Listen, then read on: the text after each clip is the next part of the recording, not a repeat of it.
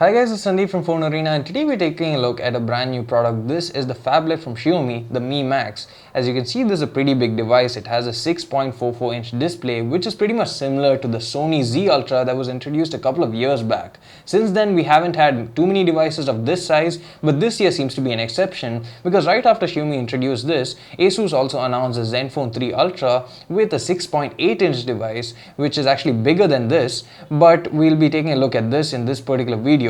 So the device has a 6.44-inch 1080p display with a 72% NTSC color gamut and 1000:1 contrast ratio. There's a 2.5D curved glass up front, which actually feels quite good to use.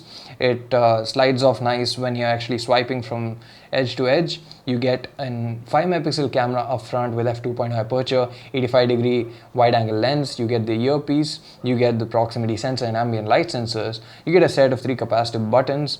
At the bottom, you basically get the micro USB, the microphone, and also the speaker grill. At the top, you get the 3.5mm audio jack, the IR blaster, as well as the secondary microphone. Moving over to the right side, you have the power button as well as the volume rocker key. And on the other side, you have the hybrid dual SIM card slot, which can take a micro SIM and a nano SIM, or a micro SIM plus a micro SD card. So it's important to note that this device comes in 3 different variants.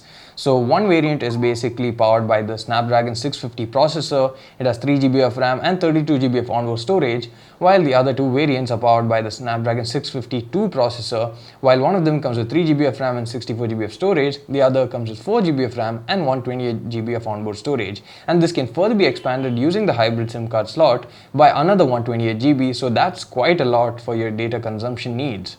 So moving over to the back, you will notice that the design is quite familiar. This example reminds me of the LeEco Le1S smartphone, especially with the borders at the top and bottom and the way the camera module is placed. So you have a 16-megapixel camera module with f2.0 aperture, dual tone LED flash, and you also have a fingerprint sensor here.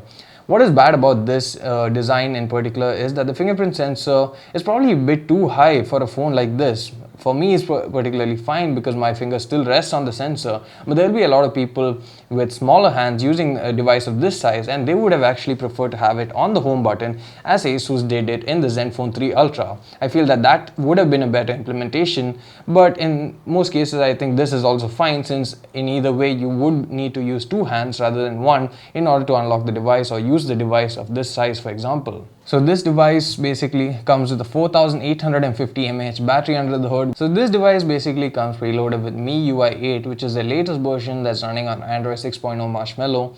It'll be available starting from May 17th in China. So it's already available in China, and it comes in 3 different variants as we told earlier.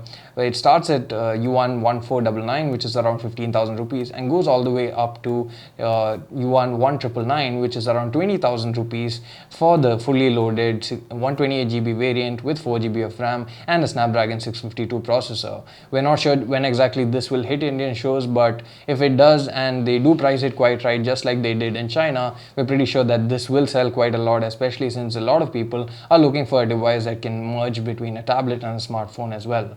So that was a quick hands-on with the Xiaomi Mi Max. If you like this video, do hit the like button and do subscribe to the channel for more videos like this. Thanks for watching.